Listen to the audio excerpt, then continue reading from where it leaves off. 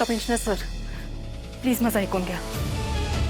हे बघा, दया काकांनी खरंच काही केलेलं नाहीये. माझा पूर्ण विश्वास आहे आणि तुम्हाला सुद्धा हे माहिती आहे. आपण काय करू शकतो मला सांगा ना. मला काहीच सुचत नाही अहो पण एव्हिडन्स शोधणं हे पोलिसांचं काम आहे. मी काय करू शकते त्यात? ऐका ना सर, मी काय करू शकते मला सांगा ना. मी काही करेन. केस रिओपन? तुम्ही केस रिओपन करायला सजेस्ट करताय? म्हणजे तुम्ही असं सजेस्ट करताय की आपण ही केस ऑलरेडी हरलोय? सर प्लीज माझं ऐकून घ्या. दया काकांनी काही केलेलं नाहीये. प्लीज माझ्यावर विश्वास ठेवा. आणि मी शेवटपर्यंत लढायला तयार आहे. मी अजिबात होप सोडणार नाहीये. पण प्लीज तुम्ही काहीतरी करा please. Thank you so much. Thank you.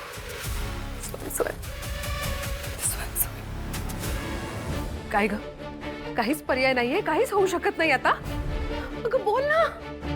Commissioner सरांनी आणि ॲडव्होकेट सगळ्यांनी हात वर केले.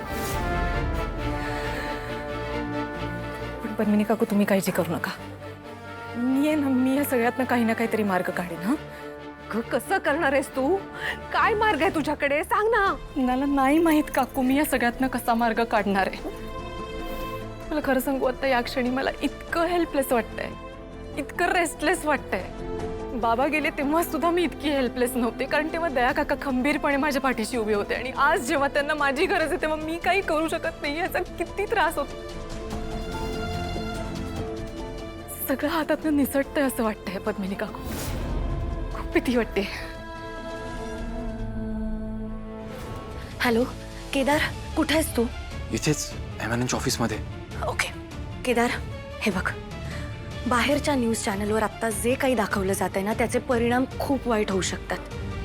त्यांना जर आत्ता सडेतोड उत्तर नाही दिलं तर त्यांचं म्हणणं लोकांच्या मनावर बिंबवलं जाऊ शकतं. आपल्याला काहीतरी करावं लागेल. मी काय करू? मला असं वाटतंय की तू त्यांना सडेतोड उत्तर देऊ शकतोस MNNच्या माध्यमातून. पण बॉस, कोर्टात अजून सिद्ध व्हायचं आहे आणि पुराव्याशिवाय मी काय बोलणार आहे? तेच तर, हीच गोष्ट तुला सगळ्यांना समजवायची. हे बघ केदार, कोणत्याही परिस्थितीत समोरच्या चॅनलच्या बोलण्यावर लोकांचा विश्वास नको बसायला. पण तू हे करू शकतोस केदार. बापूराव जामखंडींच्या इंटरव्ह्यूच्या वेळेस सुद्धा तू हेच केलं होतंस आणि आत्ता सुद्धा करशील. आणि ताई, त्यांना लगेचच फोन कर आणि त्यांना सगळी परिस्थिती समजावून सांग. त्यांची परमिशन घे आणि लगेचच MNN वरनं लाईव्ह जा. केदार, तू हे करू शकतोस, कारण प्रश्न सत्याचा आहे आणि आता आपल्याला सत्याची बाजू सगळ्यांसमोर आणायची. ठीक आहे.